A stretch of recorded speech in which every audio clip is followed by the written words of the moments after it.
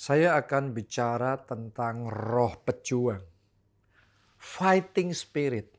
Tahukah saudara, untuk kita mencapai kebesaran ilahi, mengalami janji Tuhan jadi besar, jadi bangsa yang besar, kebesaran ilahi, itu dibutuhkan fighting spirit yang kuat.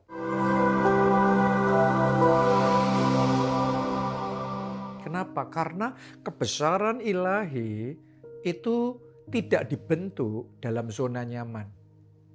Kebesaran ilahi itu dibangun melalui perjuangan. Karena itu kalau saudara mau mengalami kebesaran ilahi, dibawa Tuhan mengalami perkara-perkara besar, maka roh pejuang itu harus dibangkitkan dan dikobarkan dalam diri saudara. Untuk mencapai visi yang besar, tidak semua perjuangan bisa ke sana. Ada visi yang besar di tahap tertentu hanya bisa dicapai ketika roh pejuang kita itu dikobarkan dan dinyalakan. Nah, saudara harus tahu karena roh pejuang itu nggak pasif. Dia agresif. Nah, ini yang membedakan ya. Jadi yang namanya iman itu tidak membuat kita pasif loh. Banyak orang berpikir kalau beriman maka pasif, nggak ngapa-ngapain. Ya, tentunya ada sisinya Tuhan suruh kita duduk diam menanti-nantikan Tuhan. Tapi juga ada momennya Tuhan suruh kita untuk bangkit, berperang, dan merebut tanah perjanjian. Nah ini, ya. Jadi iman itu bahkan membuat kita dangerous terhadap musuh. Bahaya terhadap musuh. Kenapa? Karena iman sejati membuat kita itu berani untuk melawan musuh-musuh, yaitu roh-roh jahat yang berusaha menghalangi destiny Tuhan di dalam kehidupan kita.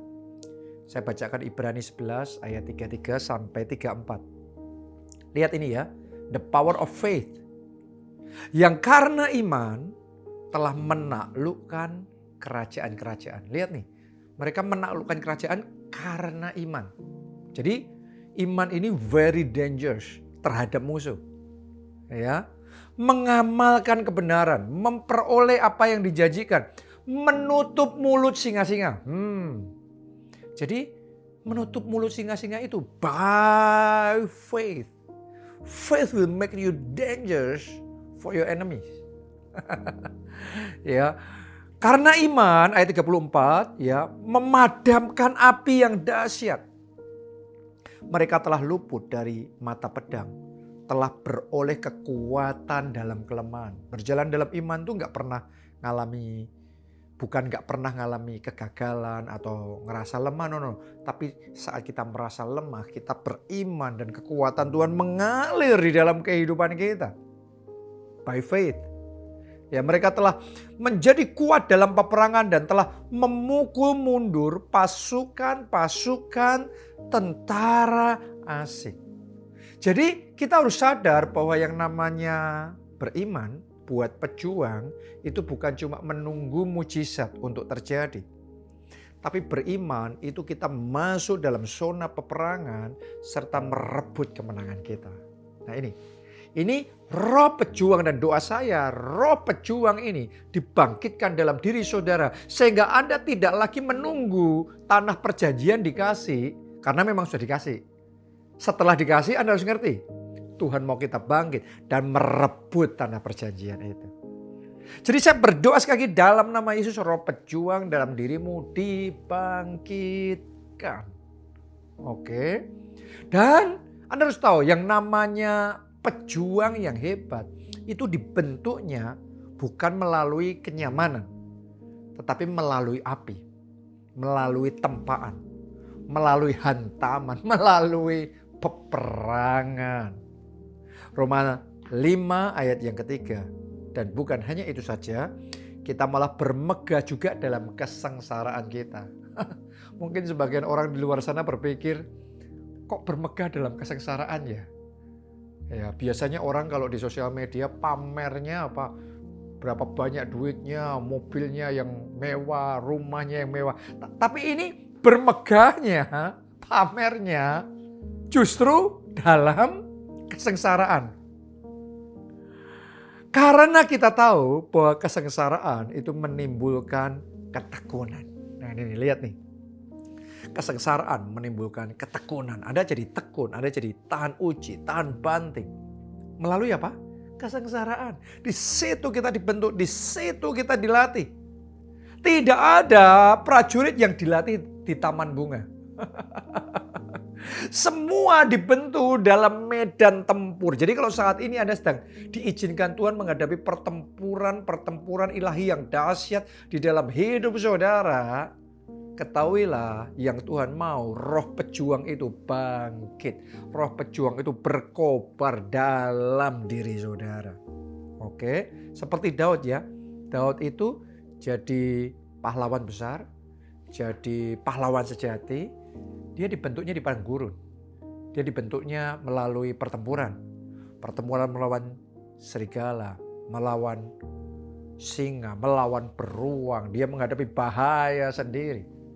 Tapi justru di momen-momen dia sendiri, di momen-momen tantangan yang besar dalam hidupnya, roh pejuang dalam dirinya bangkit. Jadi saya mau ngomong sama saudara, masalah itu bukan kutukan. Masalah itu adalah latihan. Supaya roh pejuang kita bangkit. Itu sebabnya roh pejuang tidak menunggu keadaan ideal. No.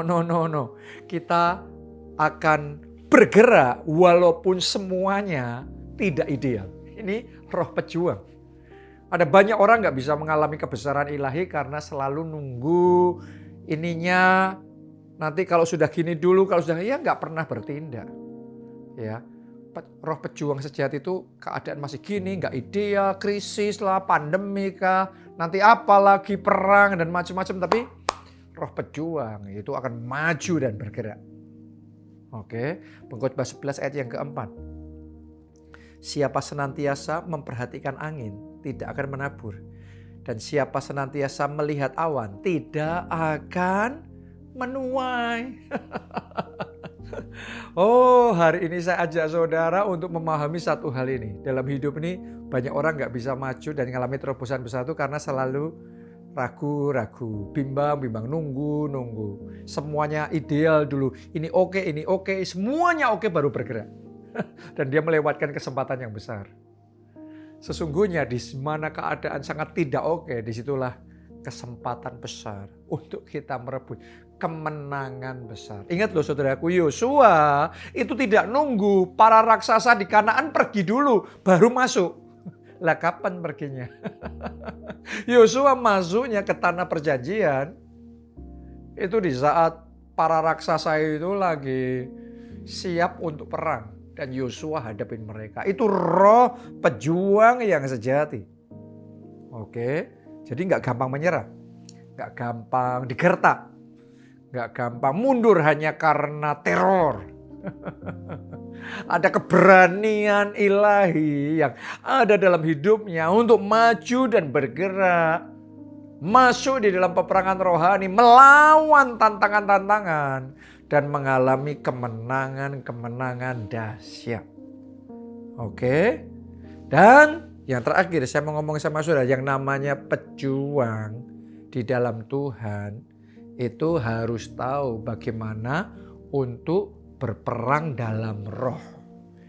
Ya, kenapa? Efesus 6 ayat 12, karena perjuangan kita bukanlah melawan darah dan daging, tetapi melawan pemerintah-pemerintah, melawan penguasa-penguasa, melawan penghulu-penghulu dunia yang gelap ini, melawan roh-roh jahat di udara. Jadi Anda harus sadar ini, kita ini fight-nya bukan secara jasmani, sekedar secara jasmani, no. Tapi lebih dari itu, kita sesungguhnya fight-nya ini dalam roh. Anda harus tahu loh, yang kelihatan ini disetir sama yang tidak kelihatan. Anda harus tahu ada sistem, ada mindset, ada roh-roh jahat di udara yang di belakang ini membentuk atmosfer tertentu yang itu seringkali berusaha untuk menghentikan langkah kita. Dan itu yang kita perangi. Karena itu Anda harus tahu gimana untuk berperang melawan roh-roh jahat itu. Melalui firman.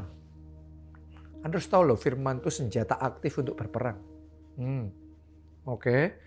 Melalui doa orang benar bila dengan yakin didoakan besar kuasanya. Anda kalau berjuang sebagai pejuangnya Tuhan, saudara nggak cuma sekedar berjuang secara jasmani, tapi Anda masuk dalam doa dan Anda deklarasi profetik, Anda lepaskan kuasa Allah, Anda mematahkan setiap kuasa kegelapan, dan Anda breakthrough merebut kemenangan. Nah ini nih. Melalui doa, melalui pujian, melalui penyembahan. Di situ Anda berperang dan Anda menang. Kalau Anda menang di alam roh, nanti secara jasmani itu gampang. Ya, Anda kuncinya harus tahu berperang dalam roh. Karena itu di gereja kita harus membiasakan diri kita untuk membangun disiplin doa, disiplin puasa, disiplin firman, disiplin pujian, penyembahan, disiplin bahasa roh. Karena ini adalah senjata-senjata yang harus kita tempa, harus kita latih sebagai senjata rohani untuk menang dalam setiap peperangan rohani.